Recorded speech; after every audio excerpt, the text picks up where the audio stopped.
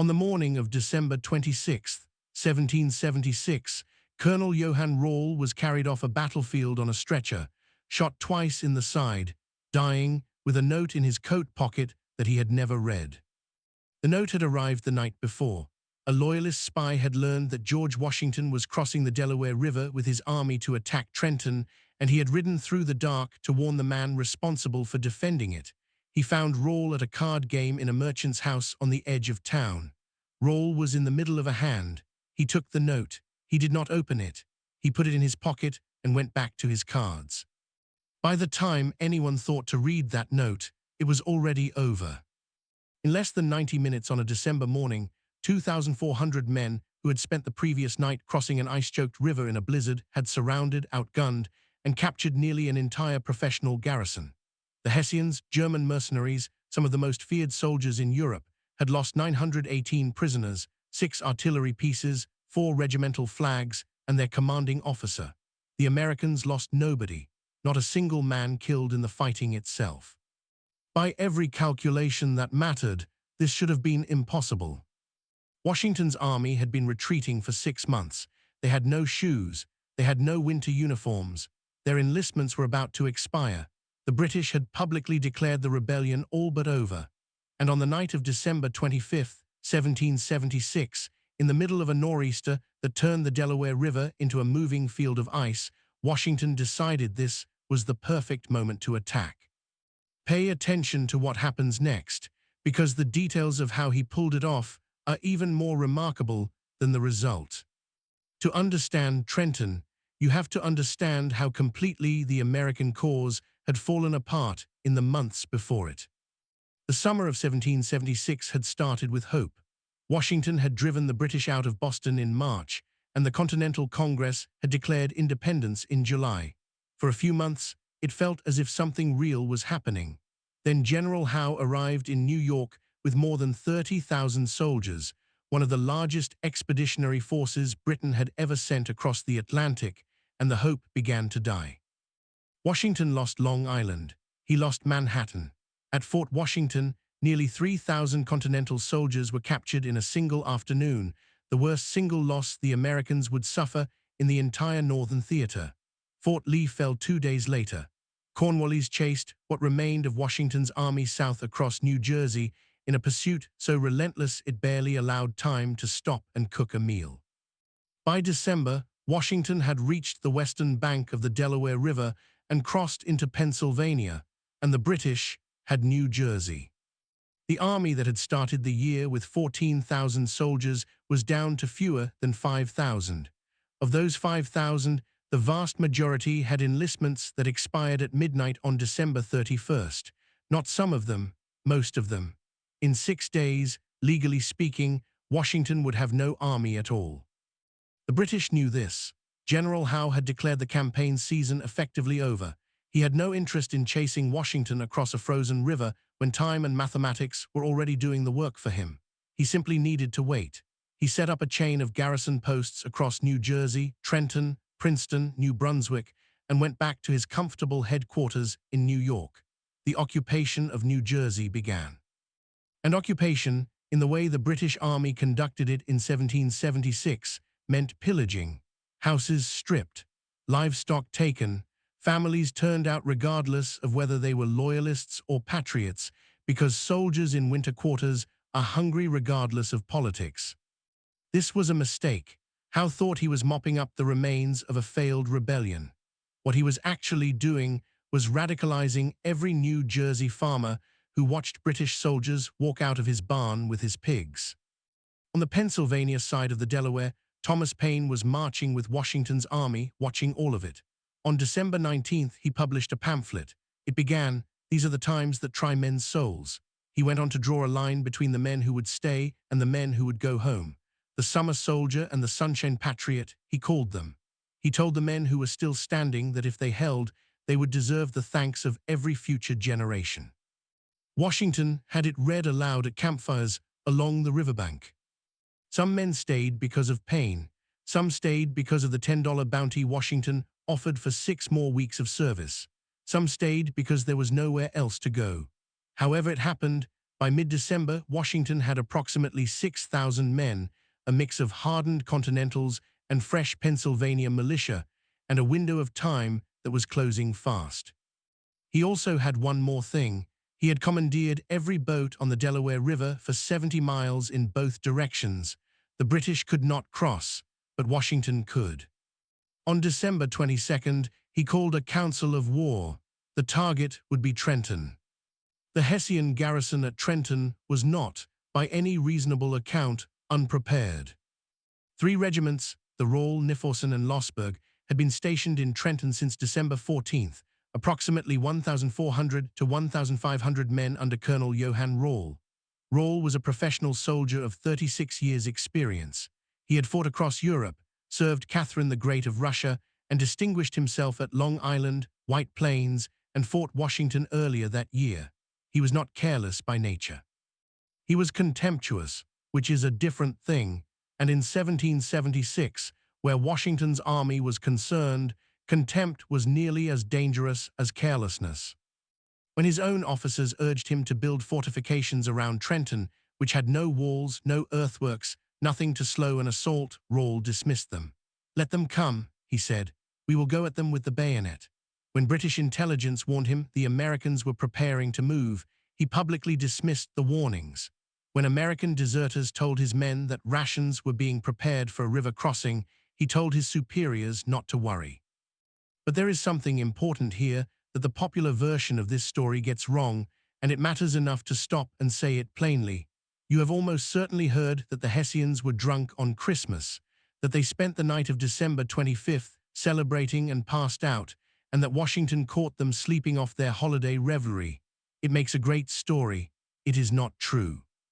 One American soldier at the battle, a 16-year-old private from Massachusetts named John Greenwood, later wrote that he was certain not a drop of liquor had been drunk by the enemy the whole night, and that he would go on oath that he had not seen a single drunken Hessian soldier. Military historian Edward Lengel, having studied the primary sources on both sides, concluded the same. The Germans were tired, but they were not drunk. The truth is more interesting. Washington's own staff assumed the Hessians would be drinking on Christmas night. One unnamed officer was recorded saying, "They make a great deal of Christmas in Germany, and no doubt the Hessians will drink a great deal of beer and have a dance tonight. They will be sleepy in the morning." Washington planned around that assumption. The Hessians weren't drunk. What undid them was something else entirely. What undid them was 6 weeks of relentless harassment by American militia. Since December 14th, there had been skirmishes on the outskirts of Trenton almost every night. One Hessian officer had written in his diary, "We are obliged to be constantly on our guard and do very severe duty. We have not slept one night in peace since we came to this place." Every night, one of the 3 regiments had orders to sleep in full uniform with their muskets in hand. On Christmas night itself, 40 Continental soldiers attacked one of Roll's guard posts, forcing him to turn out the entire garrison to hunt for the attackers. Nothing was found. The men went back to whatever rest they could manage, certain the night had passed. What they did not know was that 8 miles upstream, the main Continental army was already at the river. And then, on Christmas night, at the home of a Trenton merchant named Abraham Hunt, a loyalist spy appeared at the door with a note. The spy had crossed the Delaware and ridden through the dark to warn the garrison. He found Roll in the middle of a card game and handed him the folded paper. Roll put it in his pocket. He went back to his hand. Washington's plan had called for 3 separate river crossings on Christmas night, converging on Trenton from multiple directions simultaneously. It was an elegant design. Almost none of it worked. Brigadier General James Ewing was supposed to take roughly 700 Pennsylvania militia across the Delaware at Trenton Ferry, directly below town, to seize the bridge over the Assunpink Creek and block the Hessian escape route south. He looked at the river and turned back. Colonel John Cadwalader was supposed to take 1,800 Philadelphia militia and Continentals across further south to pin British forces at Bordentown and prevent reinforcement. He got some men across, couldn't get the artillery over, and withdrew. The 2 supporting columns that were supposed to give Washington 9,000 men and a trap with no exit simply ceased to exist. Washington was left with 2,400 soldiers and 18 cannon, and a river that was trying to kill them all. The crossing began at dusk on December 25th. The boats were Durham boats, long, black-hulled cargo vessels designed to haul iron ore, built tough enough to survive ice-choked water. They held roughly 35 to 40 men each, and the men who handled them were Colonel John Glover's Marblehead Regiment, sailors and fishermen from Massachusetts, including free black men among the oarsmen, who had already saved this army once before at the evacuation of Long Island. If any men alive in 1776 could put an army across that river in those conditions, it was Glover's men. The conditions were extraordinary. As the evening progressed, the drizzle turned to sleet, the sleet turned to snow, and the snow turned to what one staff officer called a storm that cuts like a knife. The river filled with grinding slabs of ice that struck the hulls of the Durham boats like blunt weapons. Henry Knox, Washington's chief of artillery, a massive man with a voice that carried across water, coordinated the movement of the cannon from the Pennsylvania shore, directing boats in the dark through the noise of wind and ice. Knox later wrote to his wife that the floating ice had made the labor almost incredible, that the night was cold and stormy, and that it hailed with great violence.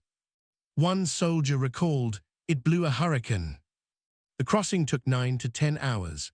Washington had planned for 6.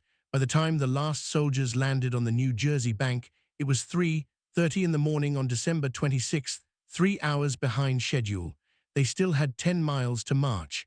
The plan had called for arriving before dawn. Dawn was coming whether they were ready or not. Washington sat on a crate near a fire on the New Jersey shore and considered his options. He had no supporting columns. He was hours behind schedule. He had 2,400 cold, wet, exhausted men on the wrong side of a frozen river with nowhere to retreat to without being detected. He later wrote about that moment. "As I was certain there was no making a retreat without being discovered and harassed on repassing the river, I determined to push on at all events." The password for the operation was victory or death. It had not been chosen for dramatic effect. It was chosen because those were the only 2 options that remained. The army marched south in 2 columns, moving in near silence on roads glazed with ice. Greene's division took the Pennington Road to hit Trenton from the north. Sullivan's division took the River Road to attack from the west. Knox's artillery was distributed between them. No fires, no talking. Men who slipped on the ice were pulled up and kept moving. 2 men fell out during the march and never got up again. They died of exposure in a ditch before the battle even began. No one stopped. They reached the Hessian outposts on the edge of Trenton at approximately 8:00 a.m. The storm was still going. The sleet and snow were blowing directly into the faces of the garrison, blinding the pickets and soaking the priming powder in their muskets. Washington's men had the wind at their backs. Knox later wrote, "The storm continued with great violence, but was in our backs and consequently in the faces of our enemy." The opening shots were fired as American troops drove in the outer Hessian guards and pursued them hard into the streets of the town. The surprise was total. What happened next unfolded in roughly 90 minutes, and it is worth understanding exactly why the Hessians, professional soldiers, not drunk, not asleep, who had been sleeping in their uniforms for weeks, were unable to stop it. The answer is Knox's guns. Washington and Knox had studied the layout of Trenton carefully. The town had 2 main streets, King Street and Queen Street, running roughly parallel through the center of the settlement from north to south. Knox positioned the bulk of his 18 artillery pieces at the head of both streets, the high ground at the northern end of town, where they had clear sightlines straight down the length of both roads. When the Hessians poured out of their barracks to form up and fight, they ran into artillery firing canister shot down the streets they were trying to use. There was nowhere to form up that wasn't already covered. Rawle tried twice to organize counterattacks. Both were broken by American artillery before they could gain momentum. He tried to bring his own cannon forward. They had already been seized. He tried to fall back to an orchard at the edge of town to rally his men and was shot twice in the side before he reached it. He was carried to the headquarters of a local resident named Stacy Potts. He asked for Washington to be brought to him. The Hessian regiments that had not already surrendered were surrounded. The bridge over the Assunpink Creek had not been held by Ewing's missing column, but it didn't matter. The Hessians who tried to flee across it were pursued and captured by Cadwalader's men, who had recrossed the Delaware after hearing the guns and arrived to sweep up the remnants. The ones who escaped, perhaps 400 to 500 men who made it across before the net closed, were a fraction of the garrison. The rest threw down their weapons. Washington received Rawles' formal surrender at the bedside of a dying man. Rawles secured a promise through an interpreter that his prisoners would be treated humanely. Washington gave that promise. Someone found the note in Rawles' coat pocket, the warning that had arrived the night before, the note that had never been opened. The battle was over. The Americans had been fighting for roughly 90 minutes. They had suffered 0 men killed in combat, 5 wounded. The Hessians had lost 22 dead, 86 wounded, and 918 taken prisoner. Washington had also captured 6 brass cannon, 4 regimental flags, 12 drums, and 3 ammunition wagons, along with, as a discovery nobody had planned for, 40 hogsheads of rum found in the Hessian supplies. Washington ordered the rum destroyed. Several hogsheads were consumed before that order reached everyone who needed to hear it.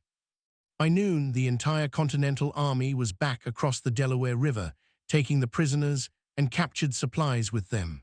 The Hessian prisoners were eventually marched through the streets of Philadelphia, a deliberate display, a piece of theater designed to show the American public and the watching world what this army could still do. Rawles died that evening, December 26, 1776. His tombstone reads, "Here lies Colonel Rawles. With him, all is over." On paper, the Battle of Trenton was a small action, roughly 2,400 Americans against 1,500 Hessians in a town with no walls. The casualty figures were not comparable to the great set-piece battles of the European wars. There was no siege, no massed bayonet charge, no ground soaked with thousands of dead. And yet Trenton may be the most consequential 90 minutes of the entire American Revolution. To understand why, you have to go back to what was about to happen at midnight on December 31st. The enlistments, the army dissolving by law on New Year's Day. Washington had a 6-day window between the battle and the moment his soldiers were legally free to go home. He used Trenton to fill it. With the victory still warm, he rode along the lines again on December 31st and asked his men one more time to stay. He offered the $10 bounty. He told them history would judge them on what they chose in that moment. Most of them stayed. Without Trenton, there is no Princeton. There is no Saratoga. There is no French alliance. And without the French alliance, without the money, the ships, the soldiers, and the diplomatic recognition that France committed to after Saratoga, there is almost certainly no Yorktown. The chain of cause and effect that runs from a frozen river on Christmas night to the surrender of Cornwallis at Yorktown in 1781 is not an exaggeration of Trenton's importance. It is the accurate accounting of it. But the effects were not only military, they were psychological, and they ran in both directions. For the Americans, Trenton broke something that had been building in the minds of the men all year, the certainty that the British were going to win. The Hessians were not ordinary soldiers. They were German mercenaries, and the fear they inspired across the colonies in 1776 was genuine and specific. These were men who had fought in the wars of Europe, whose reputation for disciplined ferocity had been built over generations. Beating them not in a skirmish, not in a raid, but capturing nearly 1,000 of them in under 2 hours, in a storm, with the best army in the world 10 miles away, proved something. It proved the war was not decided. It proved the calculations could change. For the British, Trenton was the beginning of something that would quietly corrode their strategic confidence for the rest of the war. General Howe had gone to bed on Christmas night, believing the mathematics of the situation made further American resistance futile. He woke up to news that Washington had crossed a river he was not supposed to be able to cross, in conditions no professional officer would have ordered an attack in, and had destroyed the Trenton garrison. The assumption that Washington would behave like a rational commander trapped by geography never recovered. From Trenton onward, British planning always had to account for the possibility that Washington might do something that made no logical sense and succeed anyway. There is one more detail that belongs in this story, the famous painting. You have seen it. Washington crossing the Delaware. Emanuel Lutzi painted it in 1851 in Germany using German models and a German river as his reference. In it, Washington stands dramatically in the bow of a small boat, erect and heroic, while his men row through broken ice around him. It is one of the most reproduced images in American history. Almost certainly, Washington sat down in the boat like everyone else. The river at the crossing point was approximately 300 yards wide, narrower and darker than the painting suggests. The Durham boats his army used were cargo vessels with high sides and flat bottoms. Standing upright in a blizzard, on an ice-choked river in the middle of the night, would have been an excellent way to fall into the Delaware and end the revolution yourself. The painting is not a document. It is an argument, a retrospective argument made 75 years later in a Europe convulsed by its own revolutions about what the crossing of the Delaware meant.